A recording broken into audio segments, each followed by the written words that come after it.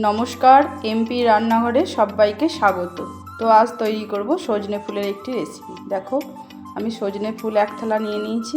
এবার এদিকে কিছু সবজি কেটে নিয়েছি।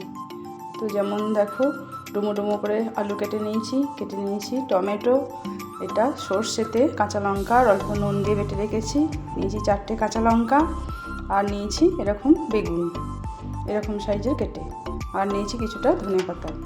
তো এবার প্রথমে একটা কড়াই বসিয়ে দিয়ে কড়াইয়ের মধ্যে দিয়ে দিলাম সর্ষের তেলটা গরম হয়ে গেলে একটু কড়াইয়ের মধ্যে এদিক ওদিক করে নাড়াচাড়া করে দেবো। এবার আলুগুলোকে আমি ভেজে নেব।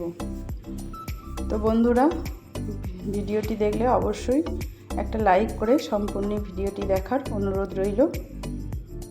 তো এই বসন্তকালে সজনে ফুল খাওয়া উচিত, অনেক রোগ সংক্রমণের হাত থেকে রক্ষা পাওয়া যায়। তো দেখো, আমি এই আলুর মধ্যে অল্প একটু হলুদ আর অল্প নুন দিয়ে আলুটাকে ভাজা হয়ে গেছে। এবার আমি তুলে নিলাম। এবার আমি ওই তেলের মধ্যেই কেটে রাখা বেগুনগুলোকে দিয়ে ভেজে নেব। এবার গ্যাসের ফ্লেমটা আমি হাই করে দেব। আলুটা আমি কমিয়ে দিয়ে ভেজেছিলাম, কারণ বেগুনটা কমিয়ে দিলে নরম হয়ে যাবে। তো হাই ফ্লেমে ভাজা করে নেব।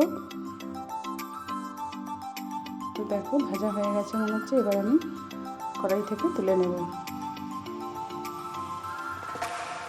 তুলে নেওয়ার পর ওই কড়াইয়ের মধ্যে আবারও একটু সর্ষের তেল দিয়ে এবার আমি ফোড়ন দেবো কিছু কালো জিরে, শুকনো লঙ্কা আর তেজপাতা।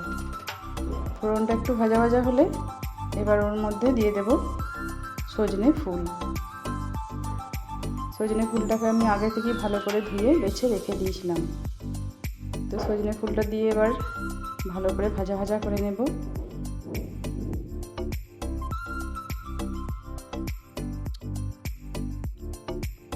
সজনে ফুলটাও দেখো নরম হয়ে এসেছে। এবার এর মধ্যে দিয়ে দেব ভেজে রাখা আলু।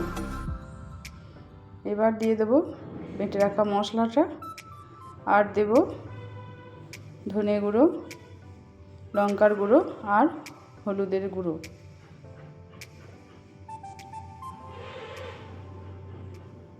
আর দিয়ে দেবো একটু স্বাদ মতো নুন।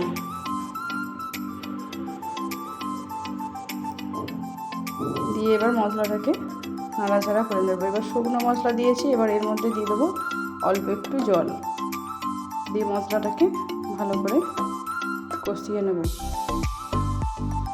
বেশিক্ষণ কষানোর দরকার নেই। তো এদিক ওদিক করে দেখো, এবার এর মধ্যে দিয়ে দিলাম কেটে রাখা টমেটোটাও দিয়ে একটু নাড়াচাড়া করে নেব। টমেটোটা দেখো নরম হয়ে গেলে এবার এর মধ্যে দিয়ে দেবো 1 চামচের মতো চিনি। সজনে ফুল বলে অনেকেই তিতো, তাই ব্যালেন্সের জন্য একটু মিষ্টিটা দিতে হবে। এবার আমি একটা ঢাকনা চাপা দিয়ে দেবো। মশলাটা 1 মিনিটের মতো আমি একটু ঢাকনা চাপা দিয়ে দিলাম। তো দেখো, মশলাটাকে আবার একটু নাড়াচাড়া করে নিলাম ঢাকনা চাপা খুলে দিয়ে। এবার আলুটা দেখে নেব সিদ্ধ হয়েছে কিনা। তো আলুটাও সিদ্ধ হয়ে গেছে মনে হচ্ছে। এবার এর মধ্যে ভেজে রাখা বেগুনগুলোকে দিয়ে দেব।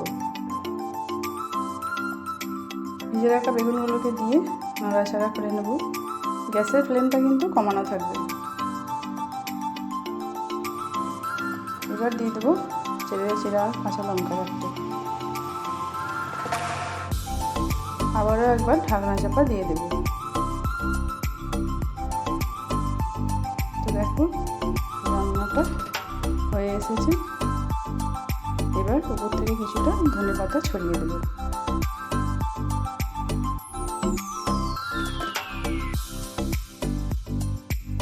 তো বন্ধুরা, রেসিপিটি কেমন লাগলো অবশ্যই কমেন্ট করে জানাবে। আর নতুন বন্ধুদের বলছি অবশ্যই সাবস্ক্রাইব করে দেবে। আর পুরনো বন্ধুদের পাশে থাকার জন্য অসংখ্য ধন্যবাদ। তো দেখো, আমি এবার একটা ডিশের মধ্যে সার্ভ করে দিচ্ছি। তো আজ তাহলে আসি, আবার দেখা হবে অন্য কোনো নতুন রেসিপিতে। সবাই ভালো থাকবেন, সুস্থ থাকবে। নমস্কার।